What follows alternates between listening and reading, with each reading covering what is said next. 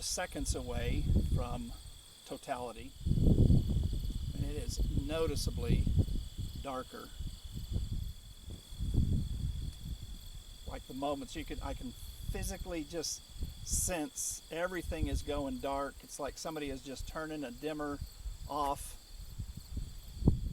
But already I can see in my iPad the picture getting grainier because of the light going down. It is about like night. Strangely enough, it feels like it even got quieter out here. The wind feels like it has died down. You can hear the crickets like crazy. It makes me wonder. A verse I had been thinking about with this is Matthew chapter 27, verse 45, where Matthew records that from the 6th hour to the 9th hour, darkness fell on the whole land. So for 3 hours, from noon to 3 o'clock in the afternoon, it got dark. I don't know if it was darker than this. I don't know how it was. But when Jesus was on the cross and he was suffering, it was as if creation itself had to hide its eyes from the perfect one of heaven suffering on the cross.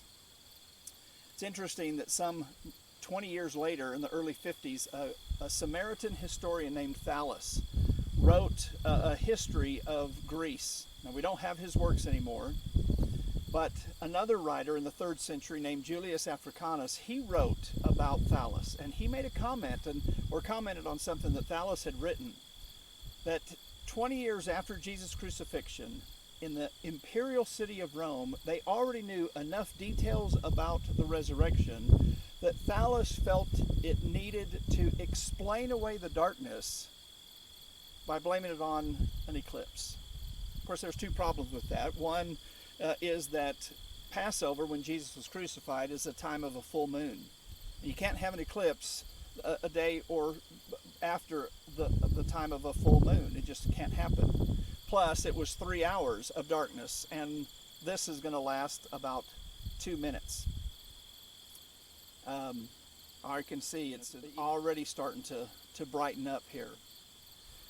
But what's interesting about that account that Julius records about Thallus trying to explain away the darkness is that Thallus never thinks about explaining away Jesus. He accepts that Jesus was a real person who was really crucified by Pontius Pilate, and accompanying his crucifixion was a period of darkness. Those two historical facts were accepted by Thallus, even though Thallus didn't accept the meaning or the identity of Jesus and the supernatural aspect of all of that. He felt the need to attach a naturalistic explanation to the facts. A lot of people wonder, a lot of people have doubts on whether or not Jesus was really a real person, and did Jesus really die on the cross, and was he really raised from the dead? This is just one bit of history that corroborates the events around Jesus' death and his crucifixion, that at least an outsider admits to two things. There was a guy named Jesus crucified, and there was a period of darkness that accompanied his crucifixion. He didn't know why. He tried to come up with a natural explanation that doesn't fit natural realities. But Scripture tells us that Jesus was the Son of God. The centurion that witnessed Jesus dying on the cross came to the only conclusion that really is reasonable, and that is, surely this man was the Son of God.